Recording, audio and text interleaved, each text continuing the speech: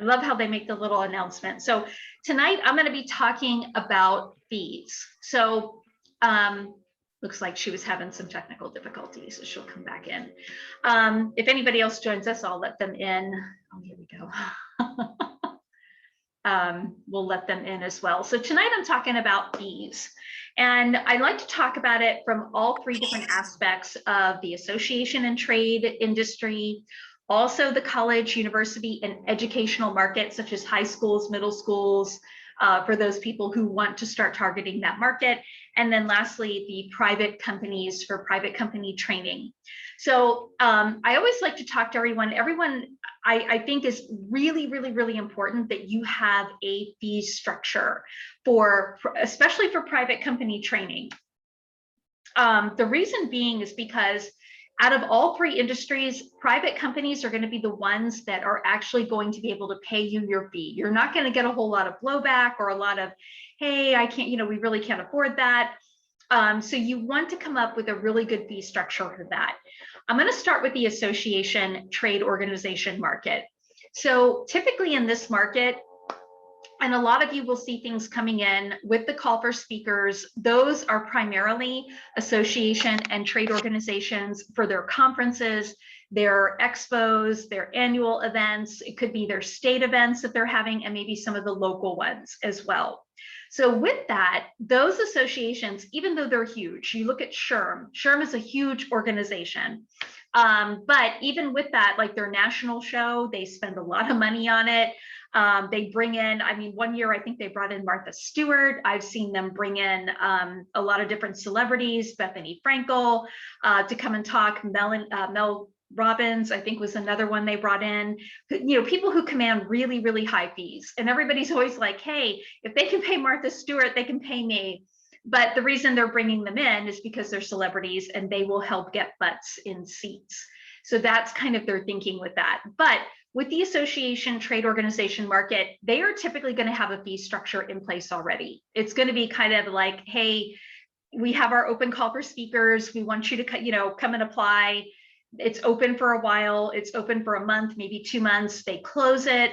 They take all of the applications that have come in and they divvy it up among a board. It's usually they will appoint a board or a certain number of people that will filter through these applications based on the tracks that are open. So for example, Bob could be, filtering through all of the, 500 leadership applications that came in for the actual keynote, or it could be that they, everybody's working on it together. They all have a different process, but it's usually done, it's a filtering process, okay? So with that being said, they're gonna filter through the applications, like the top 10 that they like. They'll go back and say, okay, you filter through these, who should we call? Who do you like? And they do the same thing for the workshop breakout sessions too, for the things that are lasting for 40 to 50 minutes with a 10-minute Q&A. And then when they find the people they're interested in, that's when they start reaching back out to you to say, hey, they'll shoot you an email 95% of the time. Sometimes they call, but it's very rare.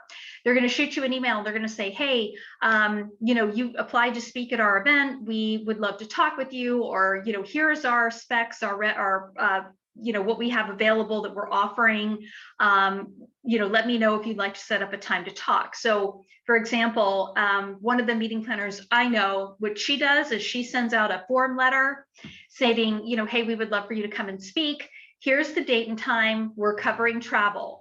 Or we're reimbursing travel, and here's the amount. This is what you're going to get paid per hour that you speak. We want you to speak for a 4-hour time period. Please email me back if this is acceptable to you, if you'd like to move forward in the process. If not, thank you for applying. So the reason I like to bring this up is because when people hear back, they get really excited and they think, oh, I'm going to get my normal $5,000, $6,000 fee. And it never works out that way. The associations have a smaller budget, if anything at all.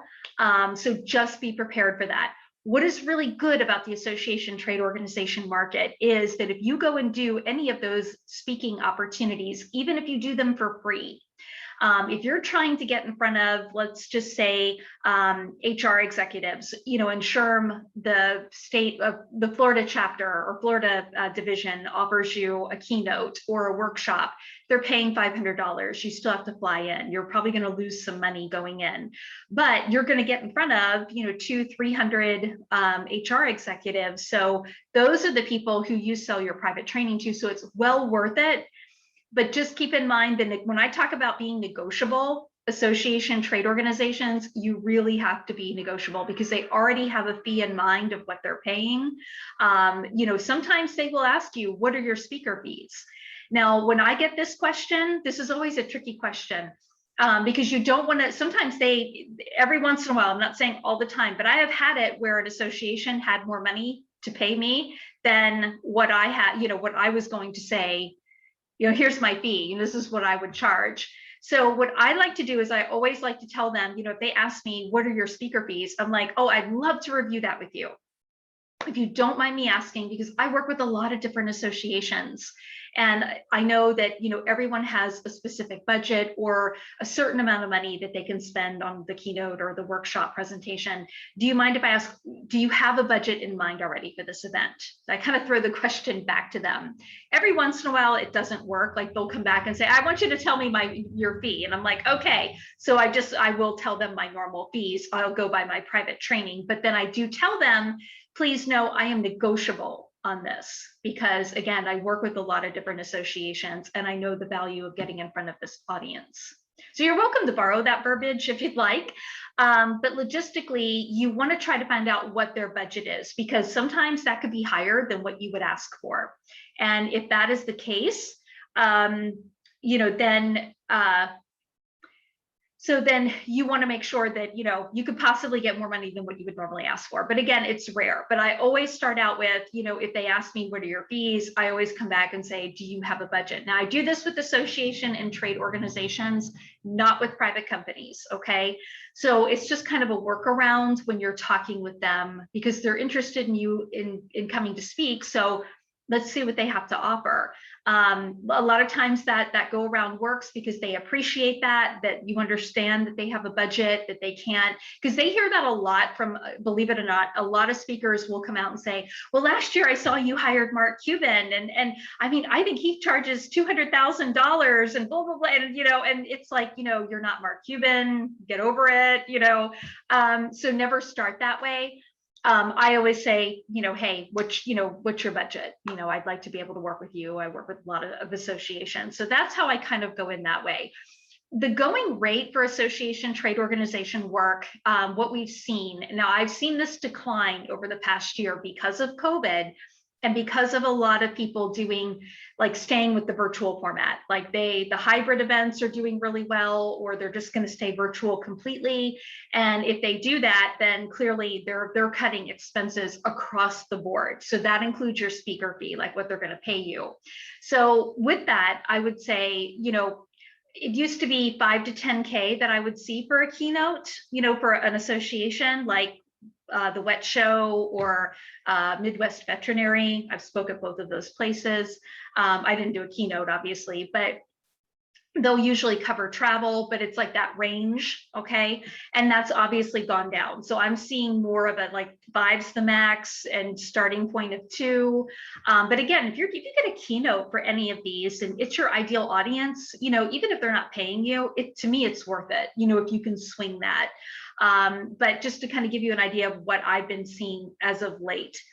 So I don't know if anybody saw the article that I wrote, the last one that I did for She Owns It, but I talked about this. I talked about, having a backup plan, about having private training that you can sell or a book or products and so forth. So if anybody wants a link to that, I'll put it in the chat notes here in Zoom. So basically, workshop breakout sessions are going to be under an hour. Like I said, 40 to 50 minutes, 10 minutes of Q&A.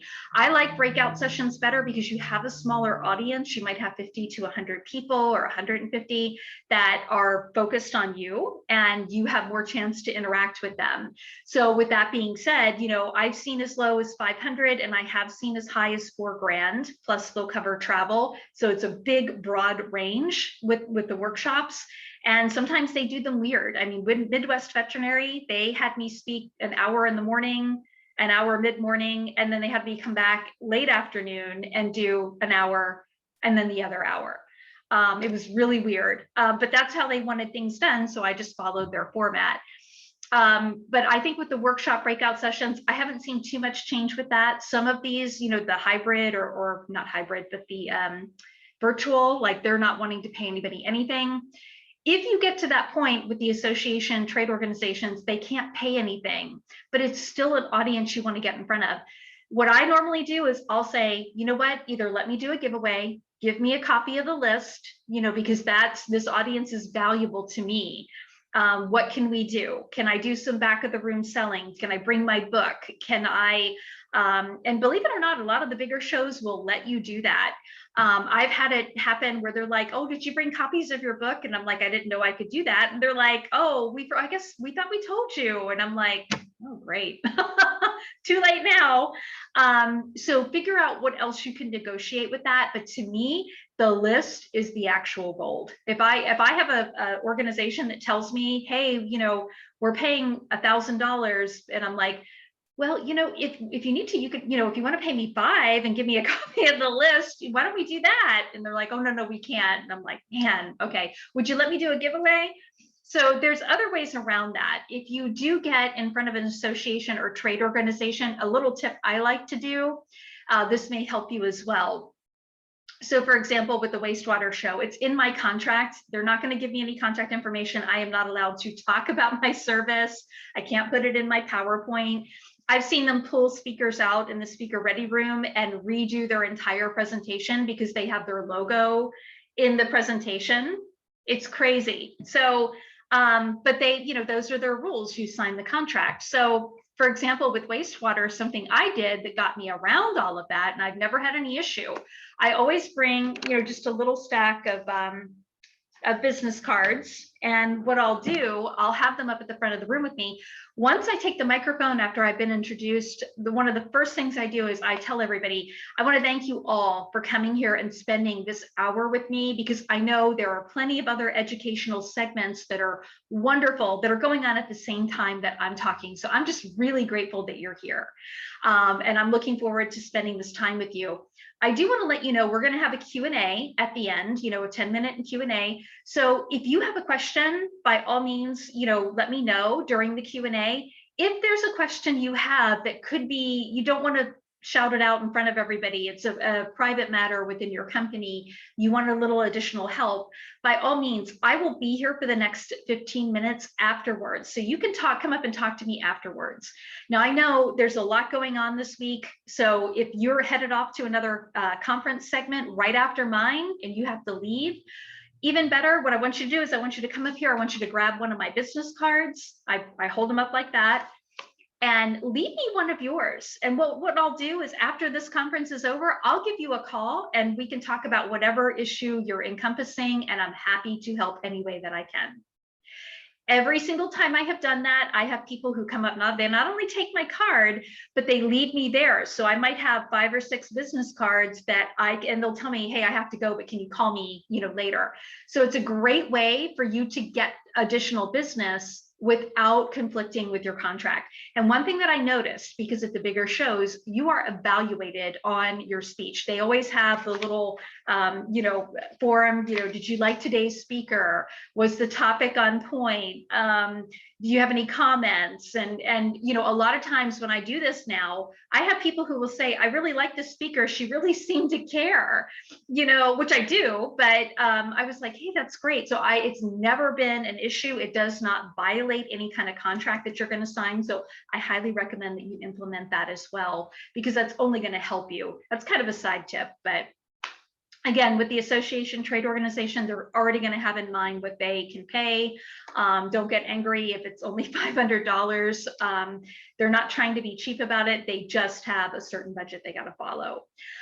Moving on to colleges and universities. So for those of you who want to speak to colleges and universities, they typically have a certain budget. So if you want to talk to the staff, you're always going to make a little bit more. If you want to talk to the students, it is going to be less. So what I have seen for going rates have typically been, and colleges kind of fall under that nonprofit too, okay, that nonprofit model. A lot of people that I have that want to speak to the college market, they're like, oh, I want 10 grand. And I'm like, you know, like we had a couple of years ago, we had something come through with Harvard with their, what was called corporate college. They have a corporate college division. Well, all colleges do. And they basically wanted, they give preference to Harvard alumni. So they said it's going to be 15 grand. You know, it was a keynote thing that they were doing, but that was Harvard. So it's not, you know, it's going to depend on the school. It's going to depend on their budget. But on average, you know, speaking to the staff, it could be anywhere from 3 to 5 students, 1 to 3. If you want to speak to the high school, middle school, elementary school market, you're looking at maybe $500 per school within the district, and they'll want you to speak at all of them while you're there. So usually plan on staying a couple of days, you know, wherever you're traveling to, but it's pretty low. But for those people who find that rewarding, and maybe you have, you know, a product or service that helps the teachers, or maybe it helps the parents, you know, you have something that you can sell additional, then that's great. But the college market, a lot of times you're dealing with the director of campus activities if you want to speak to the students. If you want to speak to the graduating class for the nursing school, for the school of business, you're talking to the dean of that particular school. If you want to do the orientation, again, it goes back to the director of campus activities. If you want to speak to the events that they host for the college professors and all of the employees that work there, it's usually the HR department, okay? But they do have a budget, but it's, again, that's kind of a good range. I have not really seen a difference in that, but again, it really depends on the school and what their budget is. Now, there have been times I've seen like a community college will have a higher budget than, like one time we reached out to the Department of, or School of Nursing at Johns Hopkins University. Now, Johns Hopkins, I had an aunt that went there, and very costly. It's very expensive to go. It's a very revered private institution. And her response to me was, we don't have a budget to pay anybody. And I'm thinking, you're Johns Hopkins, you know? So don't, you know, again, don't be surprised when things like that come up. It could be how they're spending their money. It could be how it's allocated. We just never know. So flipping towards the private company training, which hopefully everybody on this call and everyone listening to the recording has some type of private company training that they can offer. What I always suggest is you want to look at, this is where you really want to set up a fee structure. So do you want to do by the hour? Do you want to do a half day? Do you want to do a full day? Do you want to do, and I highly encourage everybody to have a model for this anymore, you need to have a virtual model of what you're doing. So for example, I'll just use myself, but like closing in slow motion is one of the topics I do private company training on. And I do this with customer service departments and sales departments with companies, okay? And it's really to teach them how to close deals, but it's really all about follow-up. That's why I call it closing in slow motion, because I find this is where 90% of companies will drop the ball. I was sharing a story the other day with someone. I had reached out to a company in April 13th, I think, and it was through their Facebook business page. And all I said was, do you all work with adults? ? I got a response back just the other day. That's 4 months. And it wasn't even, hey, sorry, we didn't see it. It was, we sure do. Here's our phone number. I'm thinking, okay, wow. So with closing in slow motion, I can do this. I typically, my minimum to be able to go in and effectively train that department is going to be 4 hours, a minimum of 4. Now, with my private training, what I do, and again, you're welcome to duplicate what I do, whatever you any of these ideas help you, great. But to do value add, 3 things I do. I do a 30, 60, and 90-day check-in. So if I fly to, I had a company in Dallas, and this was right when COVID hit. So I actually I didn't go there physically. We turned it into a virtual event. But the plan was I was going to fly out there, and I was going to, train this sales staff. It was a small one for half day. Okay, so for like that afternoon from 1 to 5, so they got 4 hours of my time. So as I explained to them, and I have in my marketing material, you get me for that 4-hour time period, but what happens is we do a 30, 60, and 90-day check-in that's remote. Now I do this with the VP of sales, or well, actually this was a VP of operations that managed the sales team. to find out, I'd call in and I would do a conference call and I would say, okay, how are things going with the team? Who needs help? Who's off track? Who's not using, because when I would go in to train, each person would get an actual workbook of closing in slow motion, of checklist and items and things that they can do, similar to what we have with Speaker in a Box. Okay, so they would have that, they would have material, they would have a game plan for the next 90 days. Now, if I called in the 30-day time period and somebody is lagging, or I would do kind of like a 90-day guarantee. So for example, if somebody quit on their sales team, or they fired someone and they replaced them with someone else, we would just kind of retrain that person, do like a escalated quick 1-hour training. They would get the workbook and so forth. So I would kind of factor that in because any more turnover is inevitable. So I would do a 30, 60, 90-day check-in doing the same thing. How are the goals progressing? So making sure that what I implemented during that 4-hour time period while I was there is still going into effect. Now, the other thing that I add in for value add, and again, think about the things you can do. Most of you have books you can add, that's a value add that you can include. And it helps to kind of justify the pricing if you want to hike your pricing up. So another thing that I include is I've been working on a video diary for my different classes. So I'm doing one for Bodies Don't Lie. I'm doing one for closing in slow motion. So for example, I would do like a video class on, follow-up techniques, what's working, what isn't. Like I'd share different follow-up tips. I have workbooks that they can download. They have access to it, all of these. So if there's 5 employees that I train that day, each of them get 5 logins for a 90-day time period that they're not paying for. Now, at the end of 90 days, if the company's like, hey, this seems to be working, everything's going well, I say, okay, great. As I told you when you signed up, you get 90 days for free if you want them to continue with this. And I give them discounted pricing. So for example, if it's 5 employees, I'll say, okay, it's $24.95 per month per employee, and the company picks up the bill for that. Okay, so that's another thing that I've been doing that's kind of value added as well. But there's lots you can do to include in that. So it's not all about you being there for that half day. So for example, for those people, because to me, like I just went through a price increase. So for me, it's $10,000 for a full day, $7,500 for a half day in person. And it's, if they want a virtual presentation, it's $5,000. And the reason I've done that is because I've included so many different items that are value added to help keep them on track well after I leave, okay? So I would encourage you to have some type of value added, everything from the books that you're writing, if you have an online class, if you have workbooks, and making sure you outline all of that in your presentation. So really what's going to drive the price logistically will be, your daily rate. Another thing that I did for those people who do a full day, like they have me there for a full day, what I'll do is I'll fly in, I'll do a half day in the afternoon, and then I'll stay another night and I will do like 8 to 12 the next day. But then I'll also include, instead of it being a 90-day, access to that program, it'll be 6 months. Like they get a little extra. And it's not going to really cost me anything to do that, but they're like, oh, wow, that's a really good deal. And then they go ahead and they bite on that deal. So everything you can do to really provide as much value with your private training, that's going to help drive up the price.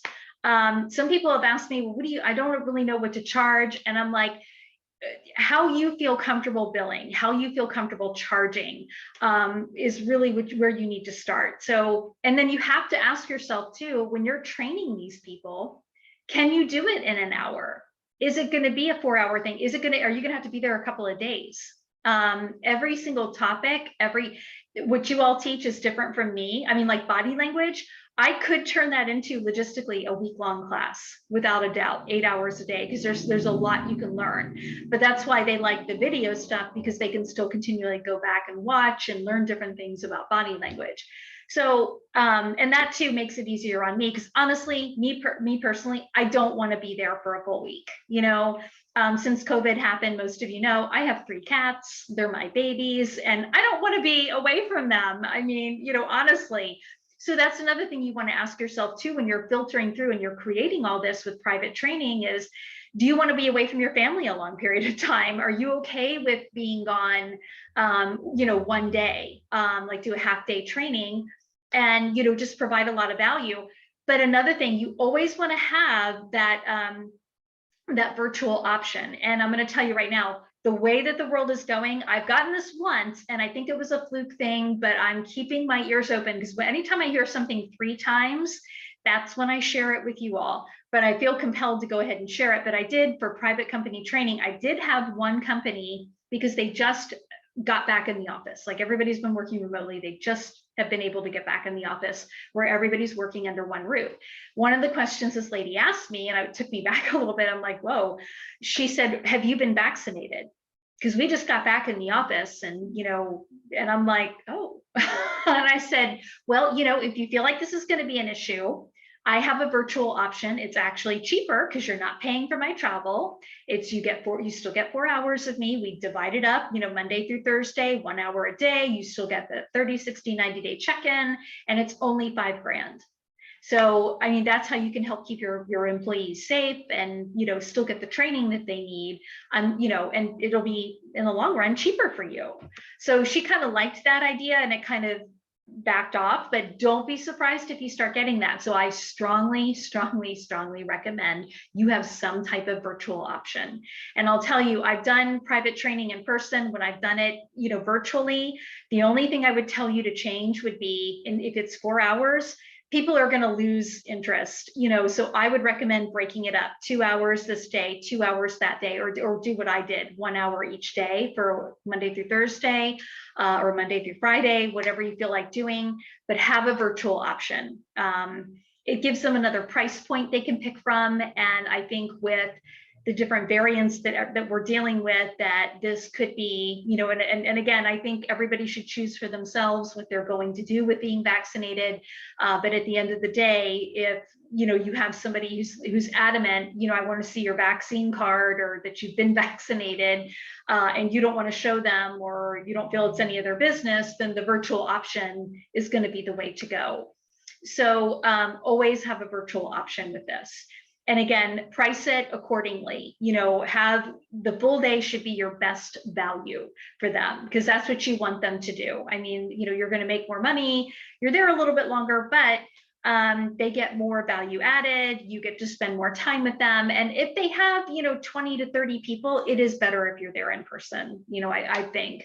But again, it really just depends on your topic. So ask yourself those questions. My topic, do I think I can train, somebody in a half day or a full day, or do I need a couple of days? Then you need to ask yourself, do I want to be away from my family that long? If not, then I need to just stick with virtual, or just make my in-person higher, so they don't pick that, or so it's well worth my time. And how long do you think it's going to take you to train? And then ask yourself, okay, what can I give that's value added? Can I, do a 30, 60, 90-day check-in? That's a quick phone call. That's nothing. Can I give everybody a copy of my book? Can I enroll them in my program or virtual training? Or do I have a product where, again, like Speaker in a Box, where it's been recorded one time, so it's not additional work for you to do. So think about the things that are value added with that, in addition to having, and hopefully everybody's doing this, but when I train in person, I always bring, and I print them up myself, everybody gets a handout, and it doesn't have to be anything fancy, but just printing things up, and where they can write things in, and so they don't have to do that themselves. I've had it where somebody's trained me and I got nothing, like literally no direction, no, I mean, it's kind of, I didn't even get like a pencil to write things down with. So the more you can give them, the better, and just factor that into your cost. Another thing too is look at your travel, because again, I'm in Orlando now, so I can fly out of Orlando, I can fly out of Daytona if I want to. I have different flying options. When I lived in the Panhandle, like I said, I had Panama City Beach that I could fly out of.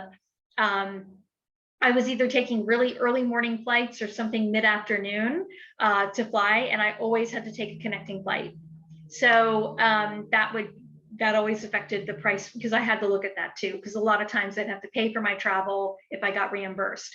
Now with my pricing model, I include the travel. I just go ahead and include it because I don't want to give them an expense report. I think it complicates things. So I just tell them it's all inclusive, 10 grand for the full day, all inclusive. There's no additional fees for them. They don't have to pay anything additional. And then I don't have to worry about having their travel agent or someone else. Here's my American Airlines frequent flyer miles and making sure, it just makes it so much easier for everybody.